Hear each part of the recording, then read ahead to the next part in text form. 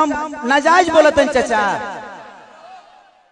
अभी बताइए खेसरिया जब अपना खातिर हॉस्पिटल नहीं बनवले तब गांव भर का इलाज कहां से कराई। तो जब ये हमारे नेता अपना इलाज कराने के लिए एम्स में जाते हैं, हमारे नेता अपना इलाज कराने के लिए बॉम्बे जाते हैं, विदेश जाते हैं, तो ये बताइए जब ये अपने इलाज के लिए अस्पताल नहीं खुलवाए तो हमारे इलाज के लिए कहां से खुलवा पाएंगे। मेरी उम्र आज 28 से 30 वर्ष की हो गई। 30 वर्ष से हो सकता है 5 वर्ष बाद मुझे होश आ गया होगा। 25 वर्ष से तो ऐसा ही देख रहा हूं कि हमारा बिहार में बदलाव कुछ नहीं हुआ है।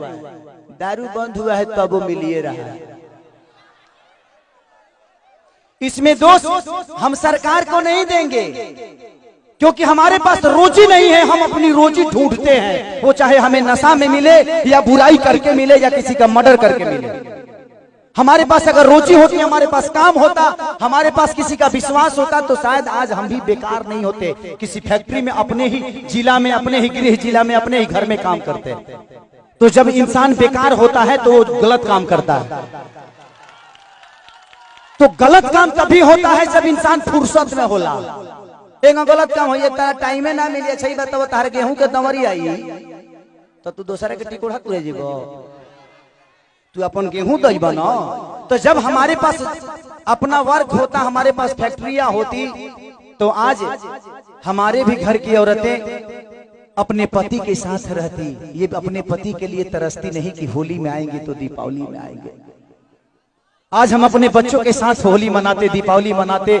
हमें दीपावली मनाने के लिए किसी का परमिशन लेना पड़ता है, किसी से लेटर देना पड़ता है कि सर हमको जाना है अपने बीबी के पास, छठ आ गया है। तो हमें तो त्योहार मनाने की भी आजादी नहीं मिलती है। ऐसे राज्य में हम पैदा हो गए हैं। हमें ऐसे राज्य से नफरत नहीं है, लेकिन यहाँ के सिस्टम से मुझे नफरत है कि यहाँ के सिस्टम हमें कहीं का नहीं छोड़ा, कहीं ले ही नहीं गया। इनका एक ही काम है कि जब बाढ़ आई ना, इलेक्शन के बाद हमें इलो रोज मिली।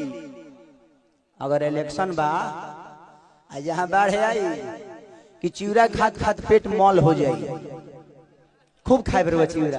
लेकिन यही इलेक्शन बीतते ही एक भी आदमी, हाँ, जो आपके दर्दों को समझता है। मैं किसी राजनेता पे उंगली नहीं उठा रहा हूँ, मैं सिस्टम पे बात कर रहा हूँ। आज अगर यहाँ फिल्म सिटी बन जाए तो मुझे लगता है कि खेसारी लाल यादव यूपी में शूट करने जाते हैं, वहां पे कम से कम 60 से 70 लाख रुपया भैया प्रोड्यूसर और डायरेक्टर यूपी सरकार को दे के आता है। वहां कम से कम 300 लोगों को रोज रोजी मिलेला। रोज कलाकार रोजी पैदा होले, रोज कलाकार काम करेले। लेकिन बिहार सरकार के कोनो चिंता नहीं है। ये बताई खेसरिया चाहे जितना भी संपत्ति बनौले बा बॉम्बे में बनौले बा, अगर वह चीज बिहार में रही तो खेसरिया का सारा संपत्ति बिहार में रही ना, हम अपना परिवार के, अपना भाई लोगों के साथ रहते तो हमके भी तकलीफ होला, हमके भी अच्छा ना लगे कि हम दूसरा शहर में जाके, दूसरा राज्य में जाके दुगो रोटी कमाता नहीं। हमके शर्म लागेला दूसरा के जगह काम करे में। लेकिन क्या करी, जब हमारे खेत बंजर हो जाए तो घर हर तो दूसरे के खेत में नहीं चलावे के पड़ी हमके। और हमारा खेत बंजर, हम किसान हो के भी इस खेत को आबाद नहीं कर पा रहे हैं, तो गलती हमारी है। गलती हमारी ये है कि हम जब इलेक्शन आता है तो खाली 2 फ्रूटी पियला के बाद तुरंत बटन दूसरा जगह चल जाता है। ये बताई खेसारी के बेटा बेटी खेसारी का लगे पैसा बा तो अमेरिका में पढ़ा दिए, लेकिन सबका लगे सक्षम तो नहीं खे ना जब अपना बेटा बेटी का अमेरिका में पढ़ाई। तो बिहार में कितना लोग खेसारी बजी, एक गो ना, एक गो खेसरिया बा। ये बताइए आज भी हमारे बिहार के नेता हैं, यूपी के नेता हैं, सबके अपने बच्चे, कोई अमेरिका में पढ़ता है, कोई लंदन में पढ़ता है, कोई मॉरिशस में पढ़ता है। किसी किसान का बेटा कहाँ पढ़ने जाता है क्योंकि उसकी क्षमता नहीं है। क्योंकि इन लोगों ने अगर यहीं पे स्कूल दिया होता तो इनके भी बच्चे यहीं पे शिक्षित हो जाते।